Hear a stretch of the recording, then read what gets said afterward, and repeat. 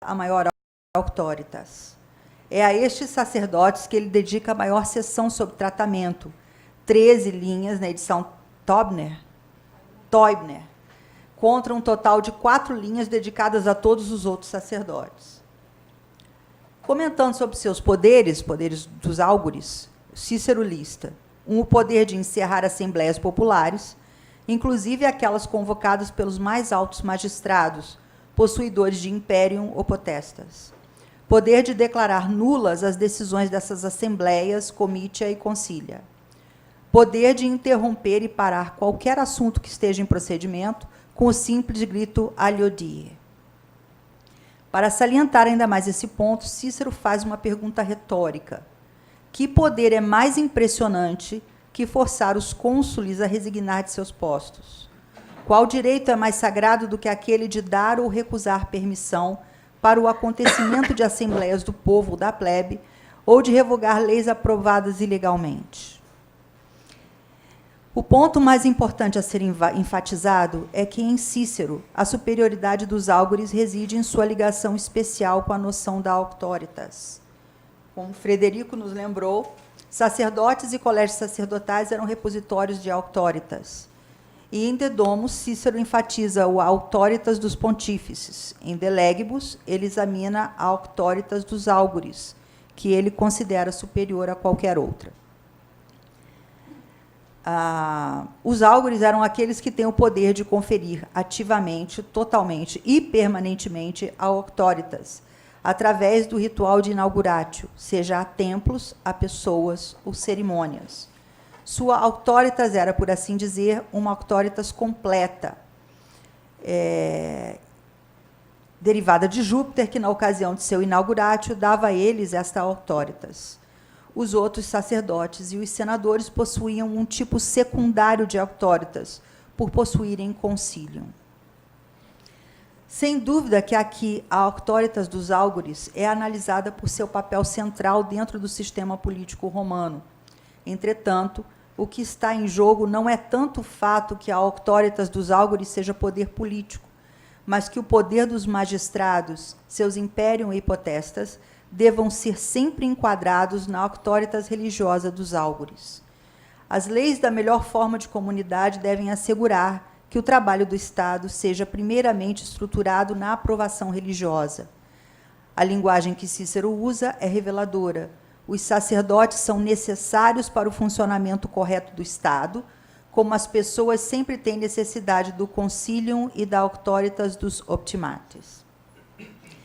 Cícero não foi o único a pensar no papel dos áugures da religião dentro do Estado.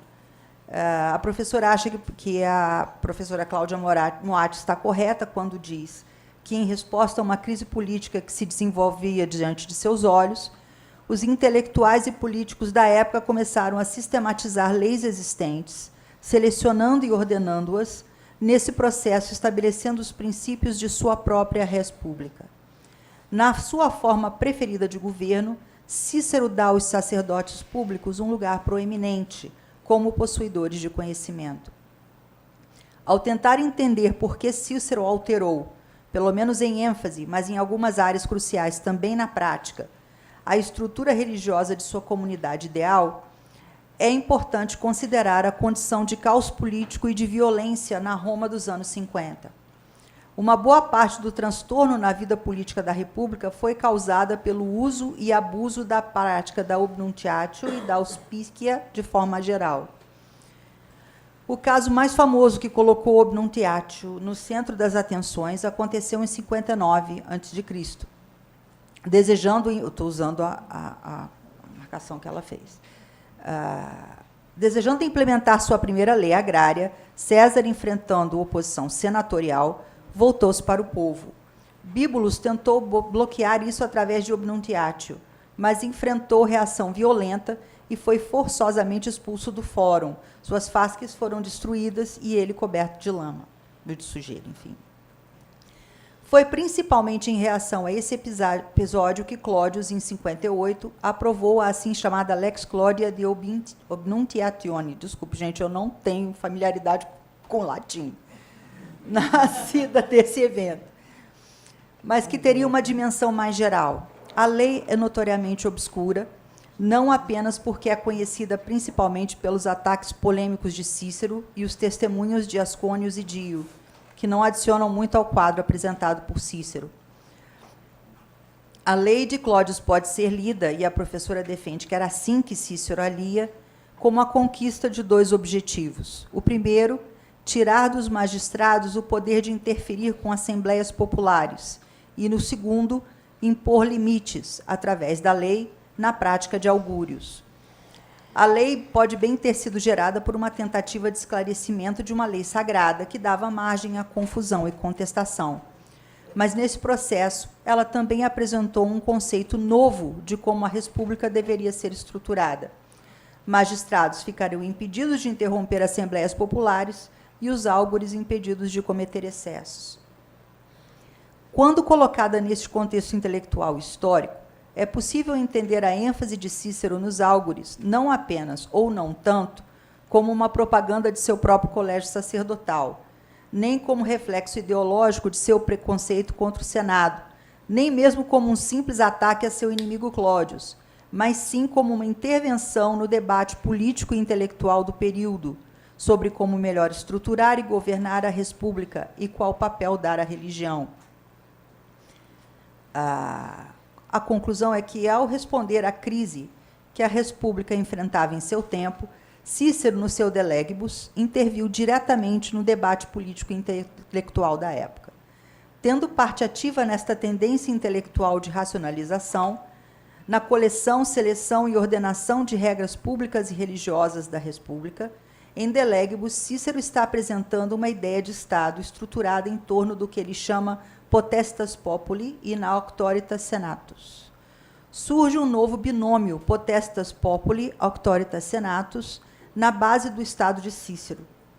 Entretanto, através de uma série de reformas referentes aos direitos populares, o ideal de potestas populi não mais significava que a população é que confiava a administração da comunidade aos membros do Senado, mas sim que as pessoas simplesmente davam uma aprovação formal numa quase transferência de sua soberania. Em paralelo, nas disposições do livro 3, houve considerável reforço de auctoritas. Ao elaborar sua nova concepção de comunidade, que, ao contrário do que ele afirma, difere do que ele descreveu no De República, ele torna auctoritas o verdadeiro ideal central da comunidade, a auctoritas dos áugures e a auctoritas dos senadores, mais ou menos secundária, baseada em seus concílios. Em De Legibus, Cícero elabora uma nova concepção de comunidade, onde as pessoas dão um consentimento quase formal aos senadores, que estão encarregados da administração da coisa pública. Importante, o funcionamento de sua estrutura política é baseada numa premissa fundamental de auctoritas religiosa. Apenas quando o Estado está firmemente dentro da estrutura da auctoritas dos áugures é que o funcionamento adequado do Estado pode ser garantido. Como diz Cícero no final do livro 2, e que está preservado para nós, a coisa mais importante ao criar uma comunidade é estabelecer a religião.